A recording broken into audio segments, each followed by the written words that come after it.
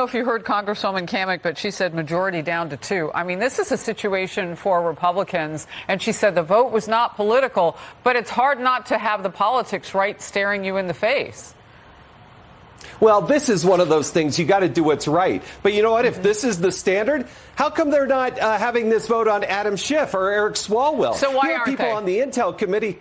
I don't know why. What they were on the Intel committee misrepresenting multiple times classified information. Nothing happened to them. They didn't even lose their ability to have a security clearance. I think the Democrats are very inconsistent here, because if you're going to take this position on Santos, where is your position on Menendez? Because he is equally, I mean, he has damning evidence against him. He has evidence out the Yahoo, and he also has a very scathing ethics report. The party of personal responsibility is upset yet again over some of it being sprinkled over George Santos.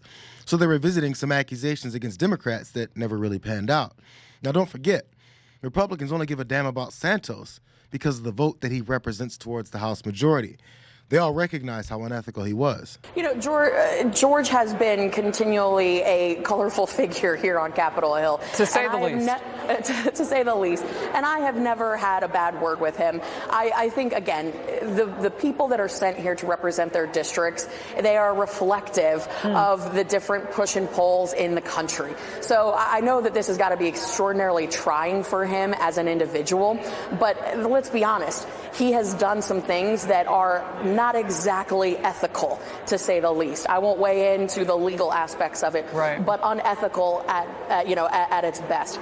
So I come back to the fact that we in the House, we have that constitutional responsibility to govern ourselves. One thing that I did caution my friends and colleagues on the House floor today was, listen, if we are going to take a stance that without a conviction that we will not expel today, be mindful on the other side, just like Americans around the country that are sick and tired of politics, if we have a Democrat that is put forward without a conviction, we need to step forward and have a consistent voting record here. I think that's critically important because Americans are sick and tired of the double standard, right? Kat Kamek wants all of her colleagues to know that booting unethical members of Congress could become the standard, so be careful, because she just couldn't claim that Santos was above the fray. And if any member of Congress is hit with ethical charge after ethical charge, backed by evidence on top of evidence, there really is no reason to endorse having common in the House of Representatives, regardless of party affiliation. So sure, go after the Bob Menendezes of the world too. It would actually make the institutions more ethical. But since politicians rarely do things for the country and opt for promoting themselves and their own careers, there's not a lot of consistency. This George Santos guy has some serious problems, and I'd live a good life if I never met the guy. Probably most of us would. But I think it's wrong that he was expelled without putting it to the voters or without running it through the court process. The judicial system determines the guilt. The guy's been indicted. Let that play itself out.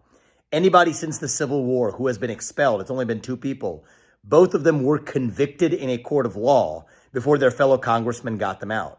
Now that this guy has been expelled, and he does seem like a pathological liar and everything else, if what's printed in the press is to be believed. That being said, this sets a terrible precedent. Now that they can use this for George Santos, they can use this for anybody. I mean, Bob Menendez, gold bars. You could talk about that example. Go straight down the list. And that may not be a popular position right now, but I think it's important that somebody speak the truth, not just when it's easy, but when it's hard. Political honesty always teeters on whether or not the dishonest and harmful member is in their own party. And it's proven yet again by the fact that Republicans aren't even acknowledging that Santos was booted because enough of his fellow Republicans brought the vote forward and voted to expel him. The only Republican that remembers this is George Santos. And he's triggering his own Trump-style revenge tour, starting with Republican Representative Malliotakis. Monday, I will be filing an official complaint with the Office of Congressional Ethics against Malliotakis regarding her questionable stock trading since joining the Ways and Means Committee this Congress. Before joining the committee, this Congresswoman didn't have an active trading habit or a high-volume stake. The question is, what set of information is she trading with? Malliotakis is the target. She crossed Santos when she said this. We got the 2/3 vote to remove George Santos. We've expelled him, and it was, it was a solemn day. I mean, he deserved it. He deserved to be removed. I voted for the expulsion, but at the end of the day, it is a sad stain on the institution. And it was important that we had to remove him so his constituents can elect somebody new, somebody they can trust and have a relationship with. The reality is George Santos had lost the trust of his colleagues, his constituents. And the bottom line here is we asked the Ethics Committee at the beginning of this year to do a thorough investigation, and they had issued 38 different subpoenas, interviewed 40 individual witnesses. They reviewed 170,000 pages of documents, and they were able to produce the evidence to the members that warrants his expulsion. It is really troubling and disturbing that we had this con artist sitting in Congress with us. And quite frankly, it's been a distraction this entire year. So I'm relieved to see that he will no longer be in this institution. Up next is Republican Mike Lawler. George Santos tweeted, "On Monday, I'll be filing an ethics complaint against Mike Lawler for questionable campaign finance violations.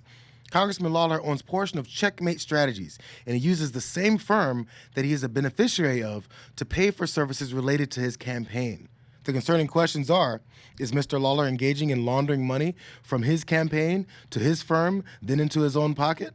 I will let the Office of Congressional Ethics be the judge of that." Representative Mike Lawler has never been very nice to Santos, so that makes him target number 2. Listen, his conduct is embarrassing and unbecoming, and it is certainly a distraction. His election has been certified, so he will be seated in this Congress. But ultimately, obviously, we will see what the investigations come back with. There are numerous investigations at federal, state, and local, as well as international. And it's very unfortunate and disappointing. He's not even done, though.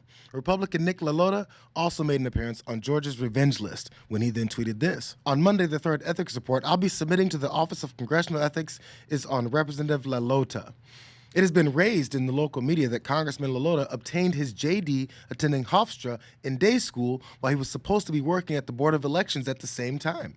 The questionable actions are, did Representative LaLota no-show to his tax-pay-funded job while going to school? And if so, he can potentially have stolen public funds from the taxpayers of New York. I will let the Office of Congressional Ethics determine the validity of this grave allegation raised in his local media." And what did Representative LaLota say to become enemy number 3? Do you think you'll bring up this Santos expulsion resolution again? Yes, and I think that'll be that's likely to be right after the Ethics Committee publishes their findings, which we've been told it's going to be on or before November 17th. Do you think that there will be more support at that point from Republicans, the two-thirds majority? Heck yeah. A lot of my colleagues had private conversations with. They wanted to hang their hat on something.